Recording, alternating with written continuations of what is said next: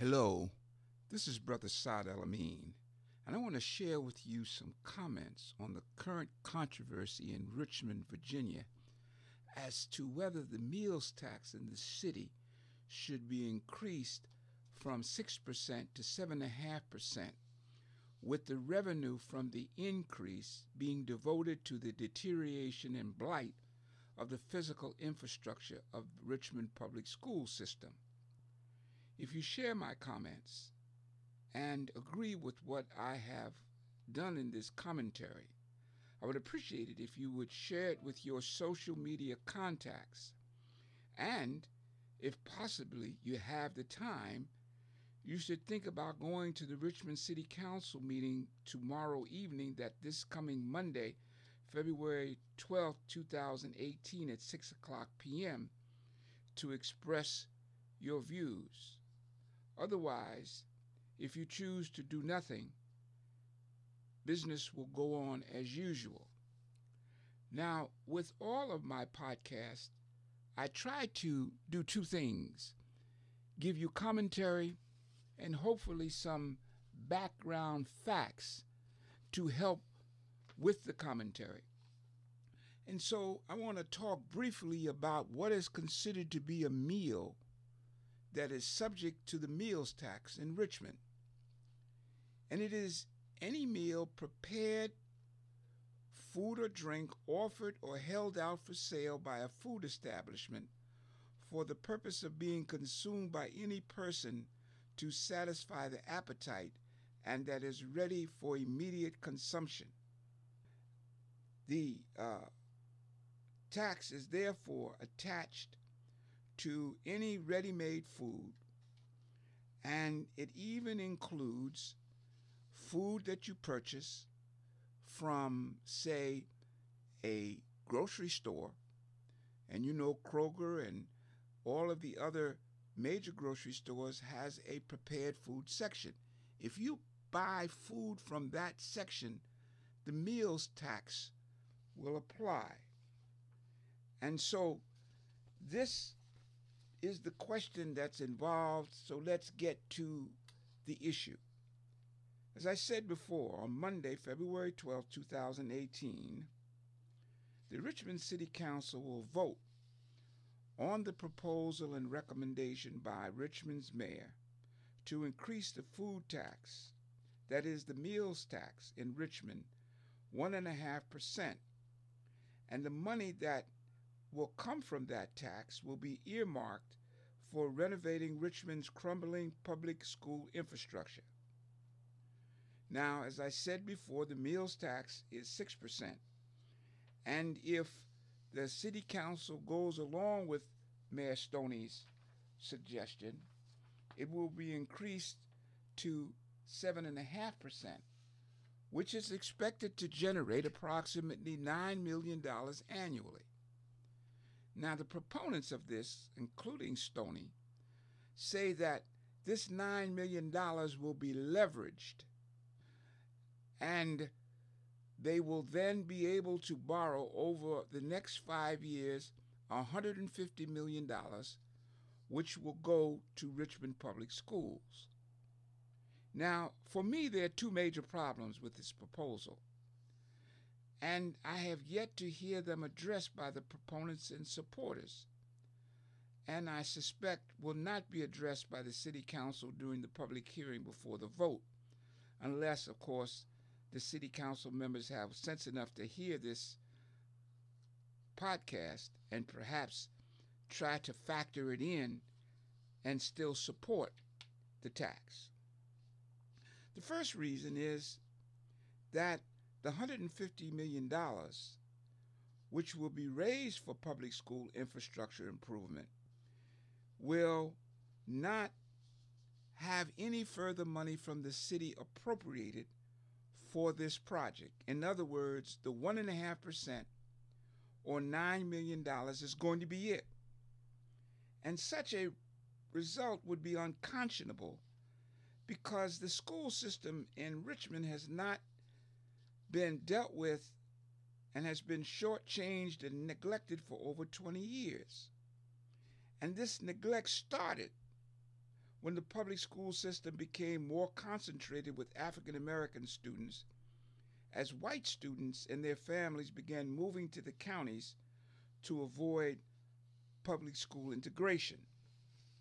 This concentration of African American students has increased over that 20-year period and is now 85% of the school population, down from 92% just a few years ago. Accompanying this concentration has been a massive deterioration and blight in the facilities infrastructure, because first, this infrastructure, which are old schools, and they have reached their maximum useful life expectancy, which is approximately 75 to 80 years old.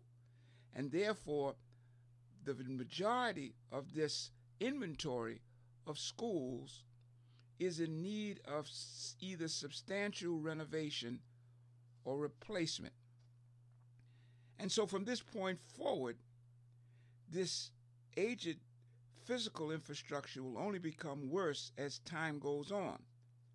And Richmond demonstrates, therefore, the effective advertisement of the Fram oil filter commercial, which says either you pay $5 for an oil filter now or several $1,000s for an engine overhaul later. So what Richmond did, they didn't spend money as the infrastructure became deteriorated and blighted. And now they're faced with an entire school system, or 90% of its inventory, needing either renovation or replacement.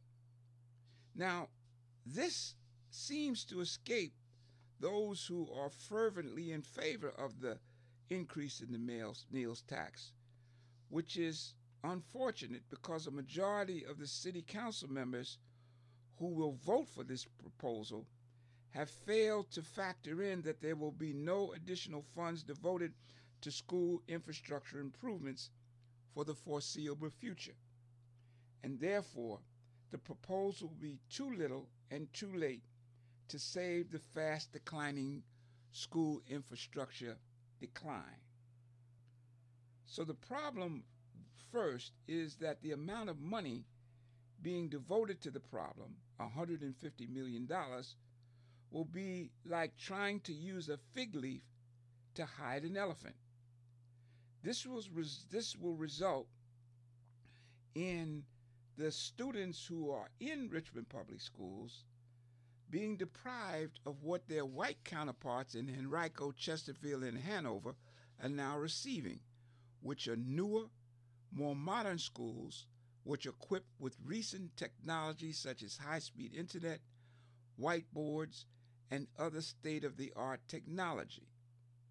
So by virtue of supporting this initiative, council members will be engaged in ushering in a deja vu moment, that is, reinstituting Jim Crow schools where white students got the best and African American students got their hand-me-downs. Talk about hustling backwards.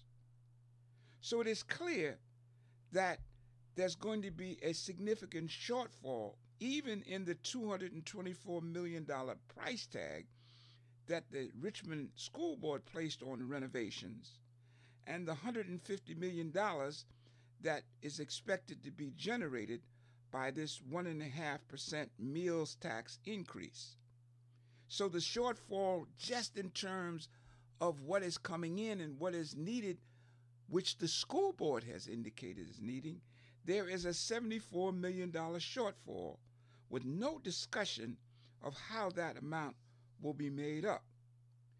And I believe, and others have said, that even this $224 million price tag is unrealistic given inflation, cost overruns, and other foreseeable glitches, so that the price tag for a complete and full renovation of Richmond Public Schools will be closer to $800 million as opposed to the $224 million. As you can see, With that figure alone, the $150 million from the meals tax increase will be essentially chump change, which makes no sense to me of why it's even being discussed. However, based alone on this factor, both the mayor and city council appear to support the proposal, and for this reason, they should be ousted from office because they are clearly guilty of misfeasance, nonfeasance, and malfeasance in their respective roles as political figures in the city. Now, let's talk about this disparity between county and city schools, which disproportionately impacts on African American students and would clearly be, under any circumstance, race discrimination of a constitutional magnitude. All you have to do is to look at the majority's decision in Brown versus Board of Education, which overruled the adoption of separate but equal, which, of course, this concept was fictitious because white facilities were indeed separate, but they were clearly not equal to those that African Americans were required to use. And this is what we have today. And this is based primarily on the underlying view that supports the American political economy, and that is white supremacy. And this is a given, and that whites will always give themselves far greater quality, far greater quantity than they will to any other race, particularly people of African descent. So even that, we don't have to look at a city-county difference to come up with this racial disparity, because even within the city of Richmond, this disparity exists, because those schools which have a majority of white students are not faced with the same environmentally dangerous conditions in those schools, such as mold, ceilings that are falling, and the general disrepair and dysfunction of their schools, as is evident in schools in which African Americans are a majority. Now, this reality is really what disturbs me. And when African American members of the city council and the mayor, who at least on surface appears to be an African American, when they seem oblivious and indifferent to this reality and are willing to go along with this ill-fated meals tax increase without even acknowledging this disparity, is shameful and indeed, in my opinion, criminal. Now, let's look at the second reason that I oppose this meal tax increase. And that's because meals taxes, by their nature, are regressive and place the burden on the primarily poor and working poor. Understand what I said about what a meals is. It's taxes on prepared foods. And studies have shown that poor people spend more of their disposable incomes buying prepared meals and going to fast food restaurants than any other segment in the economy. So they, poor people and the working poor, will be paying the majority of the meals taxes. Yet, while they shoulder the burden of these taxes, they do not get the full benefit of the taxes that they pay. So the solution, if meals taxes are going to be used as a majority of the source of funds for public school renovation and revitalization in Richmond, then a much larger proportion of the revenues from this tax should be devoted to public schools. My argument is, and my contention is, that at least 5% of the 6% of revenue generated from meals taxes should be devoted to the renovation and refurbishment of Richmond public schools. And the reason are two. One, because for so long these schools have been neglected and no money or significant money has gone to them.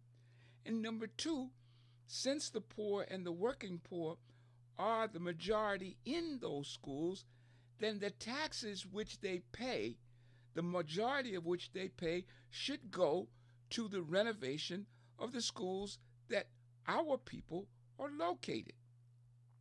And if you did apply 5% of the 6% of the meals taxes to public school infrastructure, the job will be done in a shorter period of time, and the job will be done with far greater resources.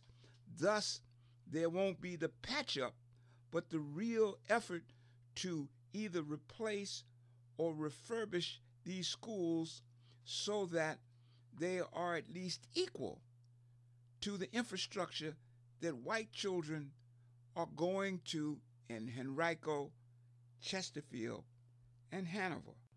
Now, one of the benefits from using meals taxes where those revenues are sufficient to address the problem will be that they don't have to make adjustments in the overall budget of the city every year. But by earmarking meals taxes, this reduces the entire problem of figuring where the money will come because it's earmarked for that specific purpose. Now, what this will do, it will force the city council and the mayor to make adjustments in the overall budget because meals taxes go into the general fund.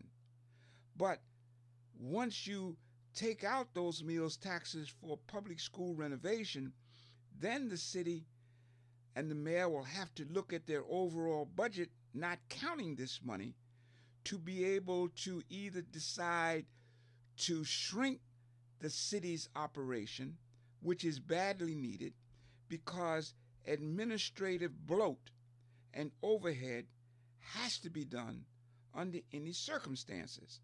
And the mayor and the city council can look at their own budgets to begin this cost-cutting process, because the mayor's office is unlike any other in the state of Virginia as a strong mayor, and is completely unnecessary duplication of the office of the chief administrator, which used to be the city manager.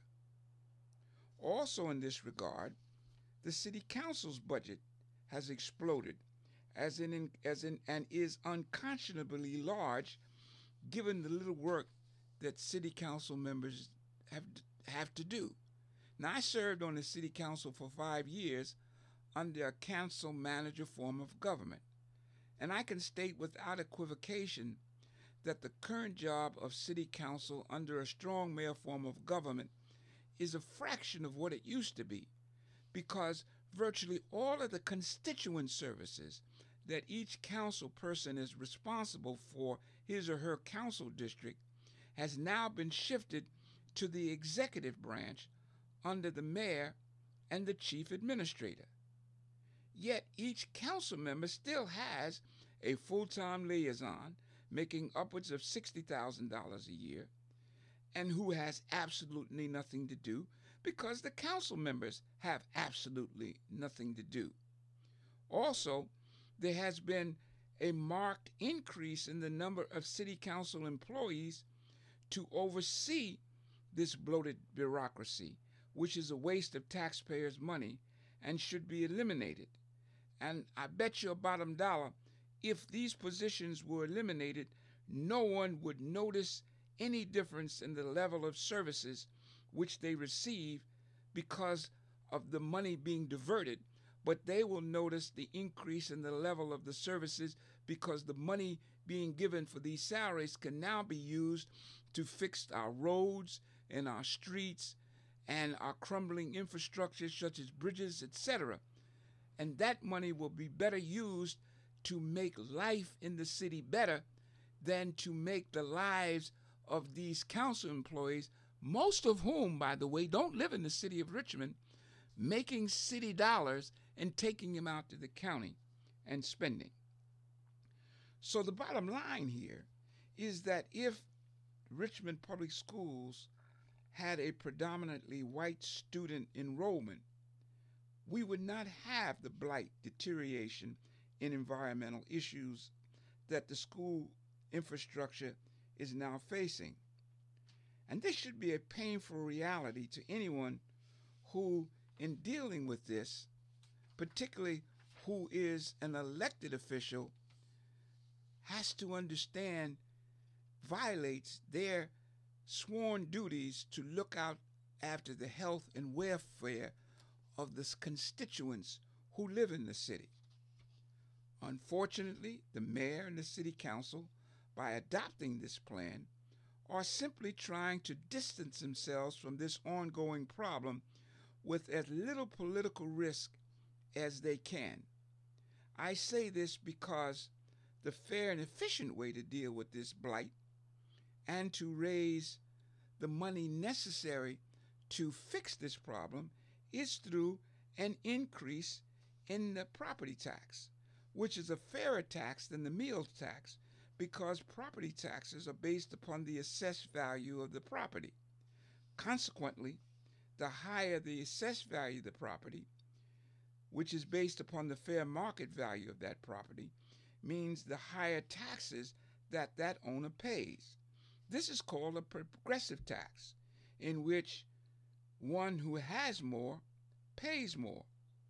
However, once again, there is a clear racial element that's working here, because those with the higher value property happen to be white.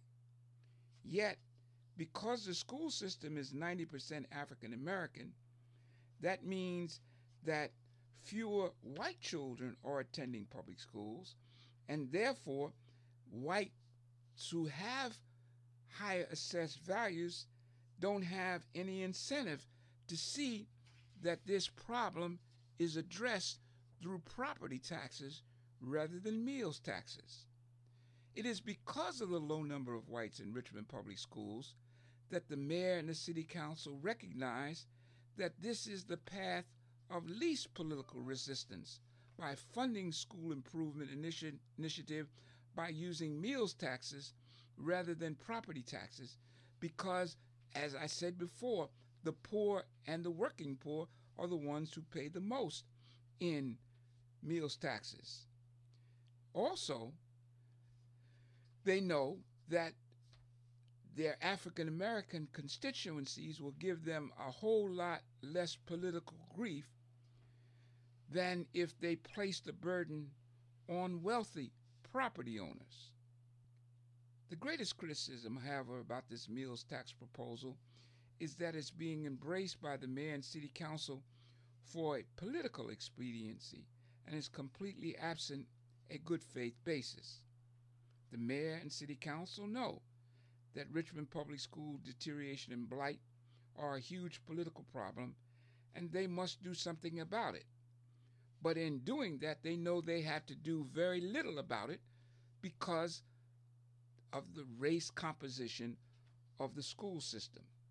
And so they realize that by giving the paltry 1.5% increase, this gives them political cover, and they can continue to have those who use the other 6% of food taxes for their pet projects, which again are predominantly whites, will continue to have their projects funded by meals taxes.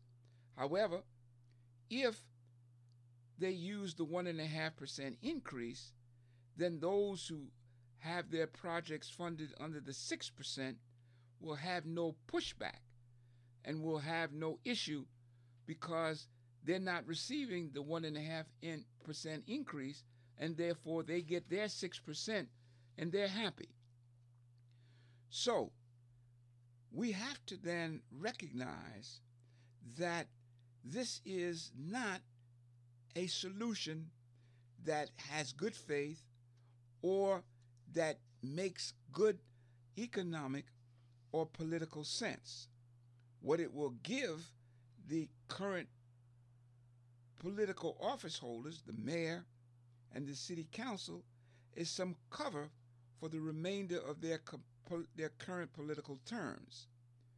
For example, the mayor, we know, is a forward-looking individual, and with regard to his political career, he's expected to run for statewide office, probably the governor, at the end of his 4-year term as mayor. So he will not have to face the issue, well, the $150 million is not enough. Where's the rest going to come from? Because he will be safely ensconced as governor or as any other office like senator or congressman, and therefore won't have to address this big issue. City council members also are expedient because they are either looking at the end of their 4-year term to move up the political food chain and run for the General Assembly, or they will count on the amnesia of the public, so by the time they run for re-election, they will believe that the body politic will have forgotten all of this. Meanwhile, our children who attend Richmond Public Schools will be left to fend for themselves and have to do what has been historically the case for African American children, accept the unacceptable and remain in the broken down, dysfunctional schools which white children abandoned years ago. This situation only reinforces the saying by the old folks, the more things change, the more they remain the same, with the additional refrain, Black lives don't matter.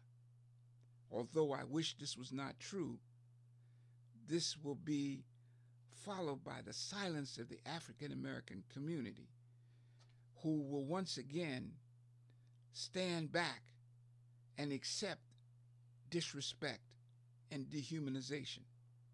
So, in closing, welcome to America and to the capital of the Confederacy.